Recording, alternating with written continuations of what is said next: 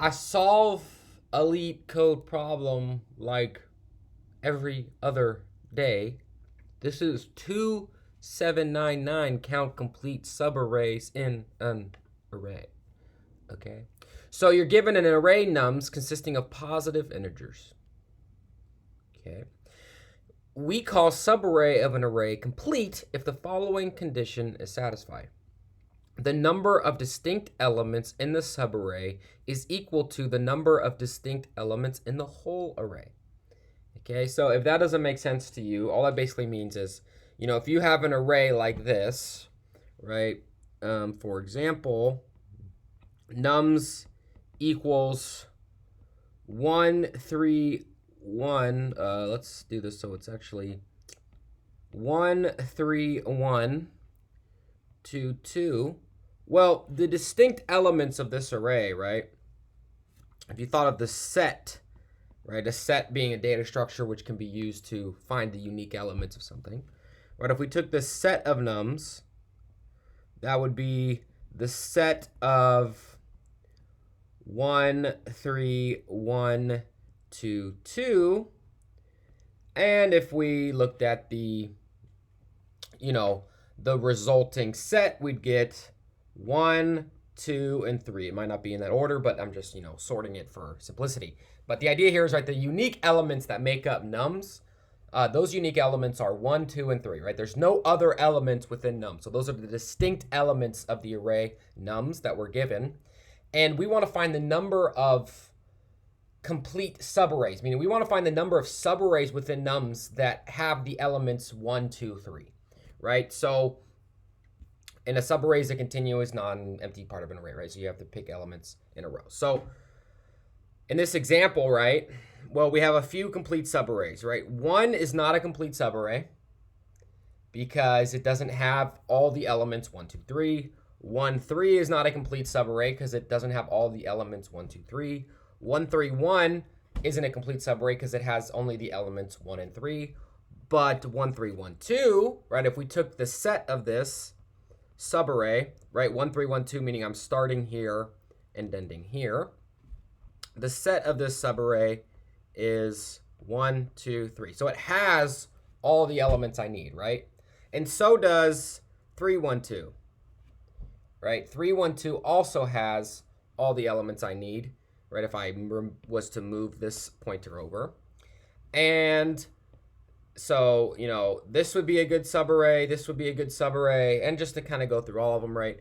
3, 1, 2 is a good subarray. 1, 3, 1, 2, 2 is a good subarray, right? The whole array is definitely a subarray with all the unique elements of the whole array because it's the same array.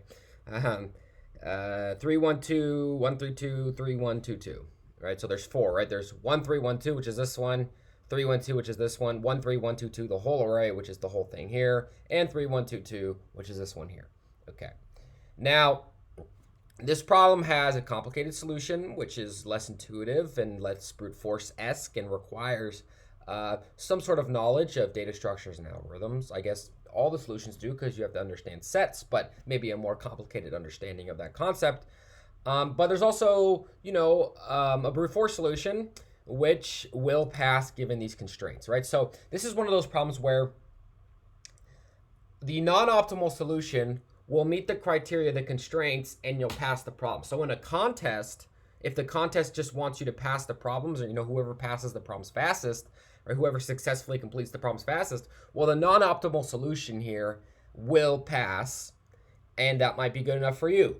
In the interview context, right, you want the optimal solution, not the solution that will just pass. So then maybe you need to consider the optimal solution and not the brute force solution. But the reason why the brute force solution works here, well, not brute force, but less optimal solution, is because the constraints are so small, right? So in this problem, we have nums length, right? So nums that's given, we'll call that n, right, which is a standard convention. So we'll say n equals nums length, which is always going to be less than or equal to 1,000, right? So in the worst case, right, in the worst case is what we think about when we look at big O notation, right? And the worst case is what's going to give us the worst runtime.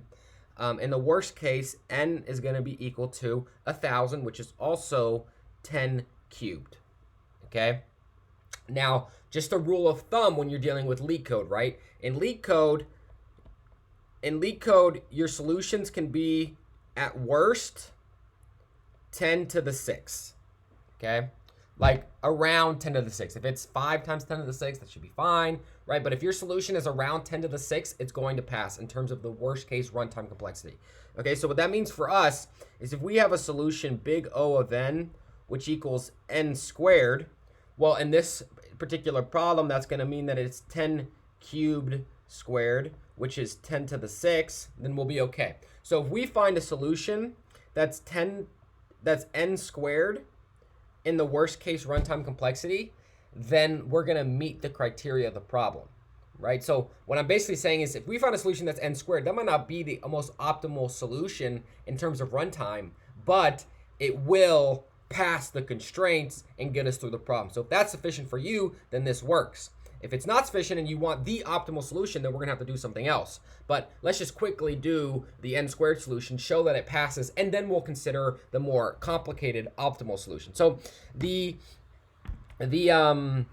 brute force n squared solution should be pretty straight through, right? All we have to do is check each subarray, right? We look at each subarray, we look at this set, we say, is this set the size of what? So what I'm basically saying here, right, is we can just look at each subarray, right? So we look at 1, 3, 1, 2, 2, and we figure out, well, we're gonna need I'll call it S, and we're gonna need 3 elements, right? There's 3 unique elements in this array, so each of the subarrays we find needs to have 3 elements, right? Because the 1, 3, 1, 2, 2, what are the 3 unique elements? 1, 2, and 3. So we can just look at each subarray one by one. So maybe we'll go from left to right. So we'll look at all the subarrays that start with this, and all the subarrays that start with this. So we can literally just enumerate through. So we look at 1, and we find out that S of this subarray equals 1. So that is not gonna work, right? And then we look at 1, 3, and we find the same thing. Then we look at 1, 3, 1, we find the same thing. We look at 1, 3, 1, 2, and we look at the size of the subarray, and we say, I'll just go through each of these quickly. And we say, oh, that is going to work. Has the same size. And then we'll look at 1, 3, 1, 2, 2, and we'll say, okay, S of S equals 3, and that's also going to work. All right, so now we've looked at all the subarrays starting from 1, and then we'll start looking at the next one. So we'll look at 3, then we'll look at 3, 1, then we'll look at 3, 1, 2, and then 3, 1, 2, and yada, yada, yada, yada. All right, so we just look at each subarray, look at its size, see if it meets the conditions. So this is n squared, right? Because we have to look at all n squared possible. I guess this could be n cubed if you did it wrong. So there is an optimization here, right? So if we created a set that started at 1, right? So we create this set, we add an element, we check its size. We add another element, we check its size. We add another element, we check its size. We add another element, check its size. Start with a new set, add an element, add an element. So all these operations would be constant, and we just have to do these constant operations n squared times, right? Because there's n squared subarrays here, right? Whenever you're looking at all the subarrays within a system, as long as you can look at them in constant time, like each time you look at a subarray, that's n squared time, right? There's n squared subarrays. I have to start here and look at all the subarrays, and start here, look at all the subarrays, and start here and look at all the subarrays, start here and look at all the subarrays. So it's n squared. So let's go ahead and do that. So let's say S is the size of the set of nums. All right. And then we're just going to do all the left and all the right. So basically, I'm just doing this so I can look at all the subarrays, right? So if I did this, just so you can believe me, right? This is going to, is that how you do that in Python? Yeah. Right, this will print out all the subarrays, right? So we have, don't worry about this. It doesn't, this should be r plus 1. Actually. Do it right, right? Always do it right, even when you don't want to. So 1, 1, 3, 1, 3, 1, 1, 3, 1, 2, 3, 3, 1, 3, 1, 2, 3, 1, 2, 1, 2, right? So all the subarrays are here. That's the point I'm really trying to get across to you here. Oh, this needs to start at L. That's why. Now we shouldn't have any of those empty ones. 1, 3, 1, 3, 3, 1, 3, 1, 2, right? So this is all the subarrays. So what we can do is we can create this set, right? We'll call it S of S. And then we'll just add each element. So we'll add the newest element. And then we'll just say, okay, well, if the length of this set equals S, then we add 1 to our solution res. And that's it. All right, so basically what I'm doing here is I'm looking at all the subarrays. I'm creating a set and I'm adding the element and seeing if it's the same size as S, which is the size of the subarray I'm trying to find, right? And you'll see that works. And it says it's as fast as possible, but it isn't. So never trust these things because this is actually slower runtime complexity than you may initially think.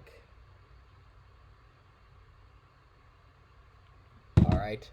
Okay, so this is the n squared solution, right? So we have to create this set and find its link. So it's going to take n space. So it's going to take n space and then n squared time, right? Because we have to look at all points. Right? We have to look at each index and then all the indexes that are greater than it. So that's n squared time. So really, is there a faster solution here, considering what we're doing in this example? Well, you know, let's look at this and see if there's something we can determine about this problem. So I'm going to move stuff around. All right, let's move this over here. So this is kind of our old approach right up here in the top. So I'm going to just cover it because it doesn't really matter all that much. So how do we get to the optimal solution here? Well, you know, one of these things is like, we're just trying to find subarrays that meet the criteria, obviously.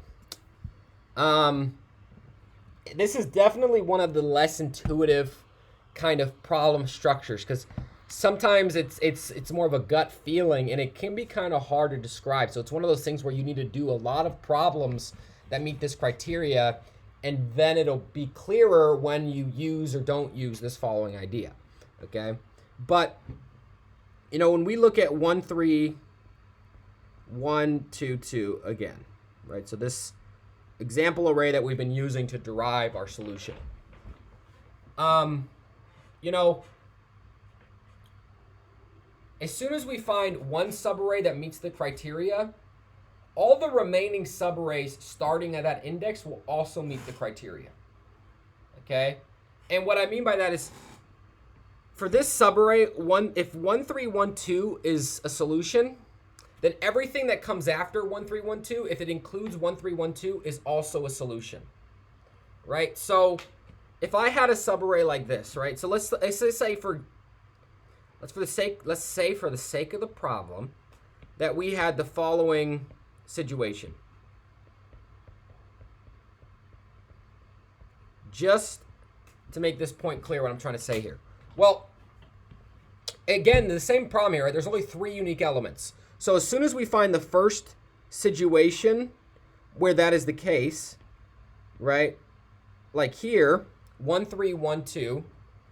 Well, all the remaining subarrays are also going to be solutions, right?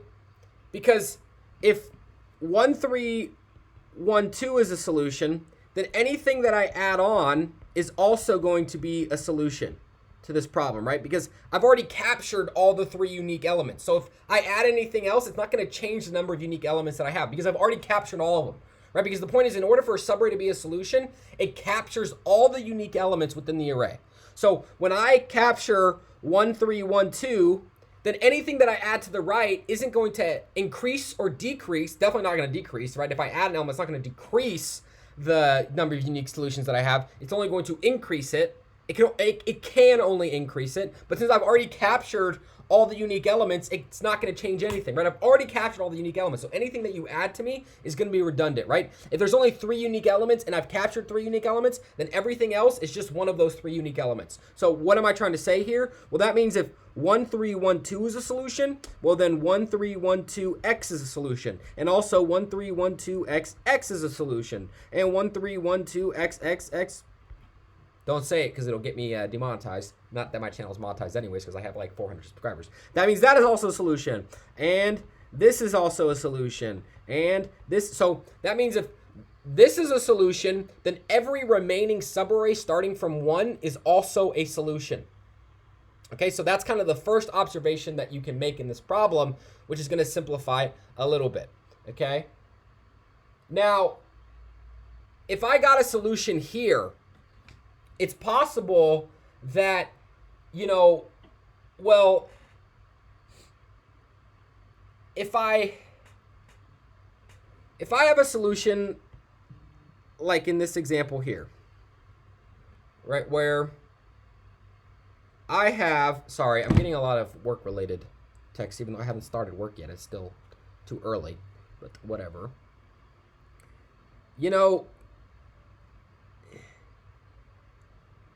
When I have a solution here,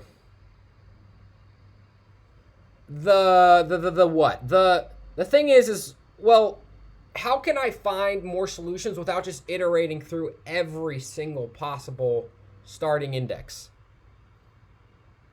Well, I could say, well, this is a solution here. So maybe if I just decrease my answer here, whoa, right, is that still a solution? And if it is, then that means that, again, I have this scenario where 312 is a solution, and 312x is a solution, and 312xx is a solution, and 312xx, etc., is also a solution. Okay, so I guess the first thing, and the second observation, if that doesn't make sense, I'm going to iterate through it again. But, when we look here, right, if this is a solution, then everything that comes after is also a solution. So if we call this L, and we call this R, and, n equals the length of nums, well, that means we have R minus n solutions, right? Because I have the solution ending at 2, and this 2 at this 2, all these 2's correspond to separate solutions. So I have R minus n solutions in this case, right? Now, it's possible that this window is too big from the left, right? It's possible that, okay, I did 1, 3, 1, 2, but maybe if I make it smaller, it would still be another set of solutions if I change where this array started. So if I move L over 1, and that's still a solution, well, then I still have R minus n. I have another set of R minus n solutions. And if I move n again,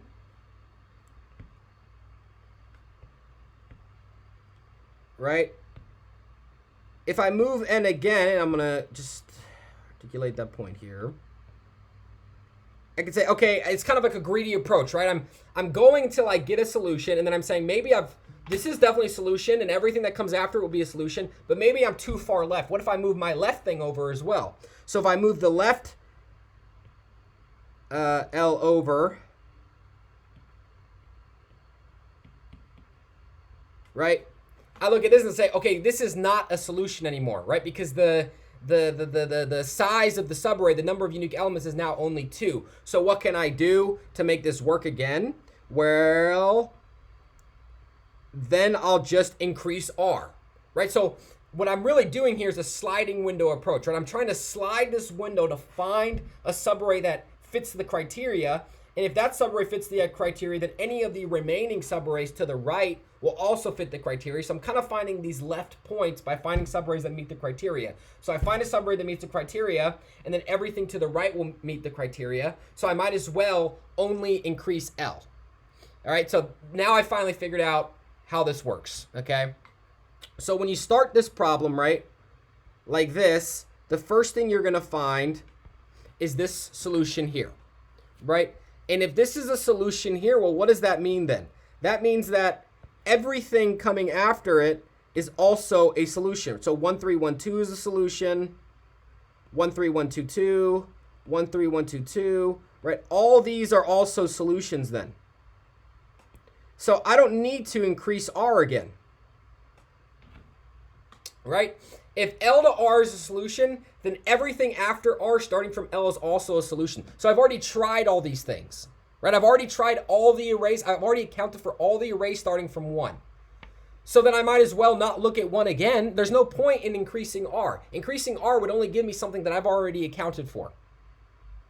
Okay, so increasing R is only going to give me a solution I've already accounted for. So the next thing I might as well try is something starting from L when L is increased, right? So if this is a solution, then everything in here is a solution. So I might as well try increasing L next and seeing what happens. If I increase L and it's still a solution, well, then that means that everything is, again, also a solution. So I might as well increase L again to see what solutions remain. Okay, so that's the basic idea behind this problem, right? If L to R is a solution, then everything after R is a solution. So let me write that down formally, right? If from L to R, or we'll do it like this, if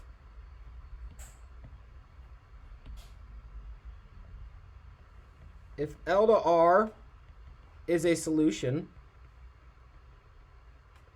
then L to anything greater than or equal to R is also a solution. So increase R. Increase L. Ugh. What a pointless thing to write. But the idea is, right, if everything from R is a solution, then just increase L. There's no reason to keep increasing R, so just increase L. And if you get to a point where it's not a solution anymore, well, then you need to increase R, because you're in a case now where you're starting from an L value where you're not creating a solution, so just increase R. So this is essentially just, if you think of it in that terms, you don't notice what it is, but maybe you'll know how to do it. But this is all just a sliding window, okay? So what we'll do in our sliding window is we'll start increasing R, keeping L at 0 and increasing R. And then once we get a solution, we know that all the remaining things are a solution, so we'll just increase L.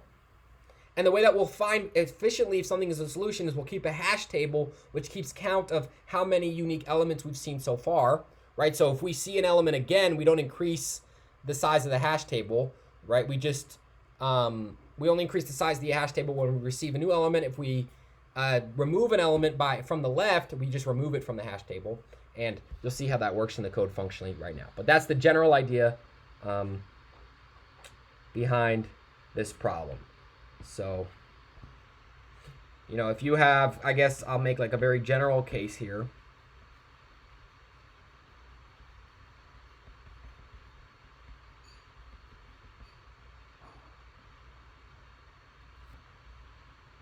All right, so if you have L and R like this as a solution,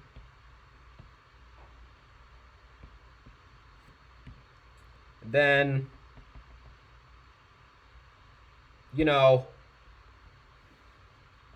everything,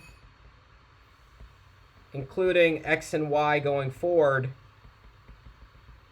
is also a solution.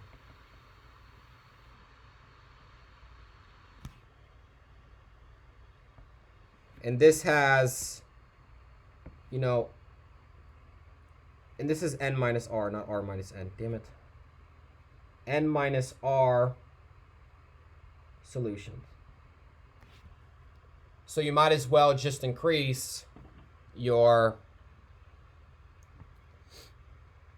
L value. Okay. So let's think about how sliding windows work. So we're still going to need to know the number of unique elements, so that's not going to go away. We're still going to have this res idea. Now I'm going to show you the general code for creating sliding windows that's been really effective for me, and I'm always going to use it going forward, okay? So you set up your left pointer, so that's going to be the left side of your window, and then you just iterate through your right pointer, okay? The first thing you do is you update your system, then you check the condition. So you say while the condition is true, okay? Now I'm just using general words here so that you can see, what it is we're going to do, but this isn't actual, code that's going to run, right? Because what is the update condition? What is the condition we're checking? And then we add to our solution res. So we add in number of solutions that this creates. And then we update again. Update by increasing, I guess. Update by decreasing. So we decrease the number of the situation within our condition. And then we increase the size of L. And at the end, we don't actually have to do anything in this version, I guess.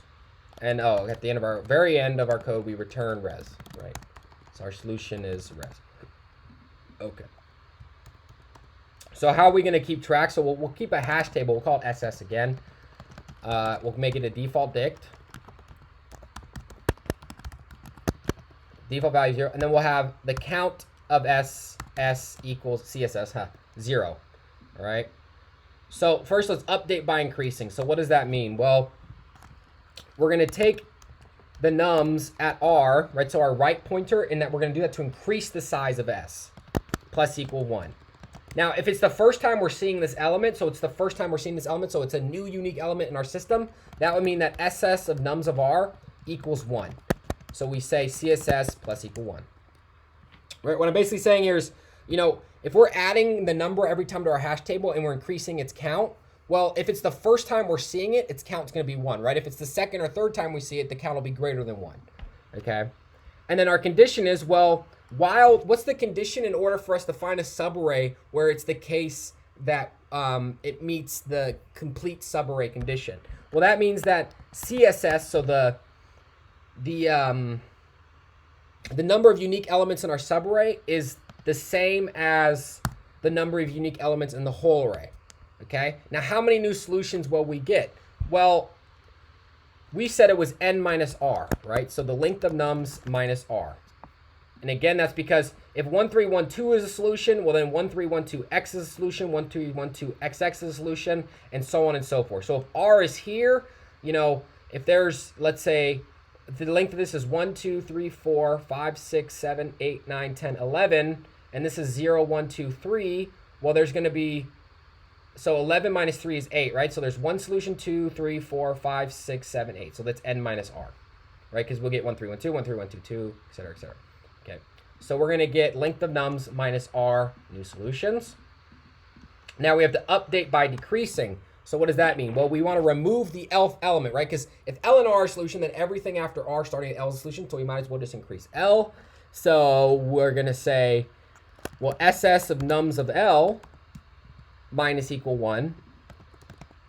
And if SS nums of L equals 0, that means we've just removed this element from the entire subarray, right? Because if it was greater than, if it ends up being 0, that means we've removed the last one that is within our subarray, so there's no longer that number, so its uniqueness is 0.